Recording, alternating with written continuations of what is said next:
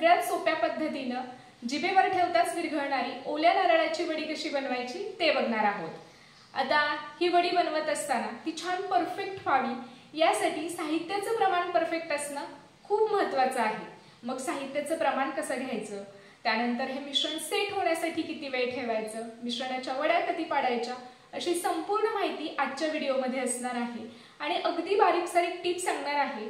आणि जरी तुम्ही पहिल्यांदा ह्या वड्या बनवत असाल आणि इथं सांगितलेल्या टिप्स फॉलो केल्या तर अगदी पहिल्याच प्रयत्नामध्ये परफेक्ट अशी वडी तयार होईल। त्यासाठी हा व्हिडिओ अगदी शेवटपर्यंत बघत राहा, व्हिडिओ अजिबात स्किप करू नका। याआधी आपण गूळ घालून ओल्या नारळाची बर्फी कशी बनवायची ते बघितलं होतं आणि त्या व्हिडिओला तुम्ही सगळ्यांनी खूप छान प्रतिसाद दिला। असाच प्रतिसाद इथून पुढच्या सगळ्या व्हिडिओजला द्या आणि चला सुरुवात करूयात ओल्या नारळाची वडी बनवायला। तर या वड्या बनवण्यासाठी आपल्याला साहित्य काय लागणार आहे ते बघूयात। 3 वाट्या ओल्या नारळाचा किस, 2 वाट्या साखर, 2 वाट्या दूध, पाऊण वाटी मिल्क पावडर, अर्धा चमचा वेलची पावडर आणि 2 चमचे साजूक तूप। ओल्या नारळाचा किस, साखर, दूध आणि मिल्क पावडर हे सगळं ह्या एकाच वाटीने मोजून घेतलेलं आहे। वड्या थापण्यासाठी एका ताटाला तूप लावून घेतलेलं आहे। इथे गॅसवर कढई गरम करत ठेवलेली आहे, त्यामध्ये घालूयात साजूक तूप। तूप वितळलं की नारळाचा किस घालूयात।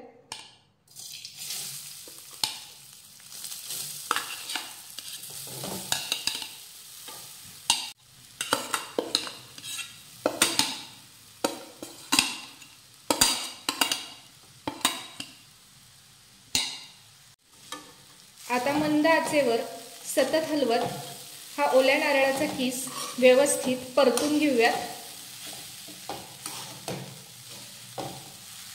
नारळामध्ये ओलसरपणा असतो, त्यामुळे हे कोरडं होईपर्यंत मंद आचेवर साधारण 4 ते 5 मिनिटं परतून घेऊयात। हे सतत असं हलवत राहायचं म्हणजे मग खाली लागत नाही। मंद आचेवर सतत हलवत साधारण 5 मिनिटं आपण हे व्यवस्थित परतून घेतलेलं आहे। आता यामध्ये घालूयात दूध।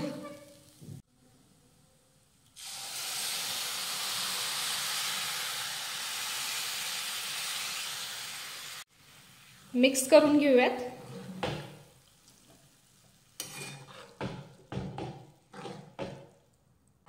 दूध घातल्यामुळे आपली वडी जी आहे ती छान मऊसूद होते।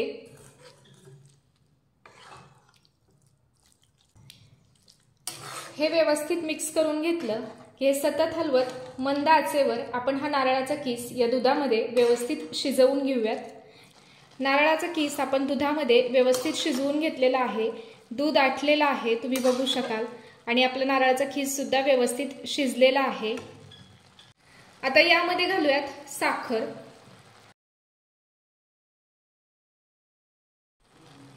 साखर घातल्यानंतर आता हे सगळं व्यवस्थित मिक्स करून घेऊयात।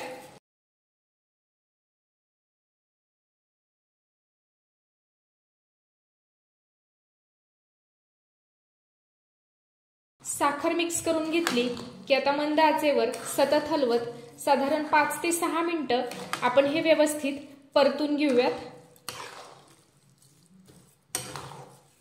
5 ते 6 मिनिटं आपण हे परतून घेतलं आणि तुम्ही बघू शकाल साखरेला पाणी सुटलेलं आहे। तर आता हे मिश्रण कोरडं होईपर्यंत आपल्याला व्यवस्थित परतून घ्यायचे। सतत हलवत हे मिश्रण कोरडं होईपर्यंत परतून घेतलेलं आहे, तुम्ही बघू शकाल यातलं पाणी आटलेलं आहे। आता यामध्ये घालूयात मिल्क पावडर।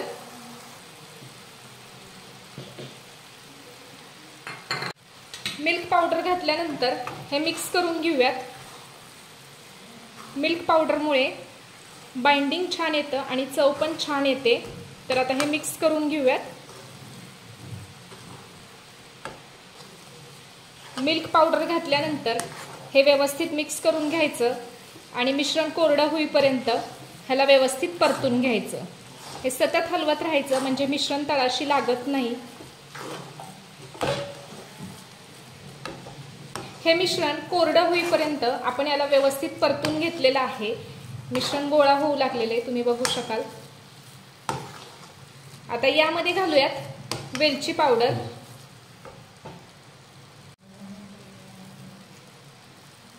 वेलची पावडर घातल्यानंतर हे एकदा व्यवस्थित मिक्स करून घेऊयात।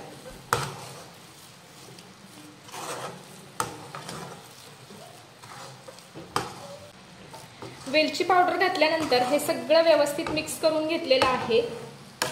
तर आता हे मिश्रण आपण तूप लावलेल्या ताटामध्ये ओतूयात।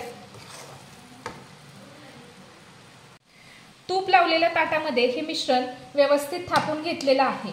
वाटीला सुद्धा मी खालून असं थोडंसं तूप लावलं होतं, म्हणजे मग असं वाटीच्या साहाय्याने मिश्रण आपल्याला एकसारखं थापता येतं। तर आता आपलं हे मिश्रण व्यवस्थित थापून झालेलं आहे। तर हे 10 मिनिटं असंच सेट होण्यासाठी ठेवूयात।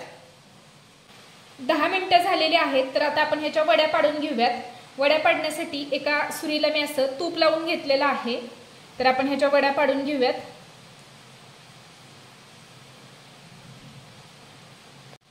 तुम्हाला हव्या त्या शेपमध्ये तुम्ही याच्या वड्या पाडू शकता।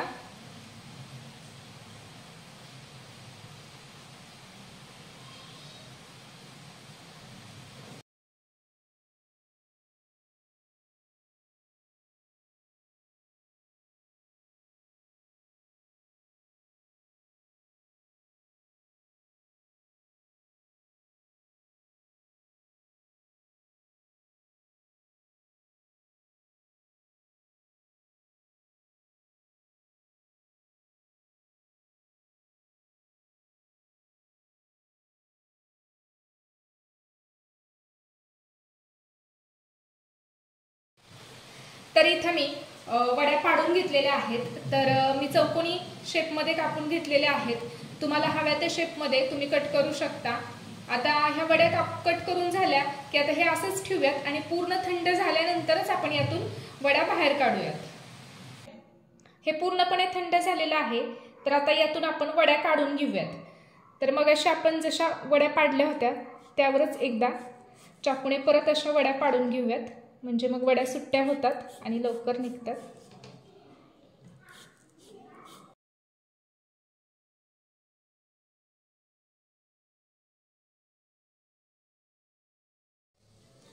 तर आता आपण ह्यातून वड्या काढून घेऊयात।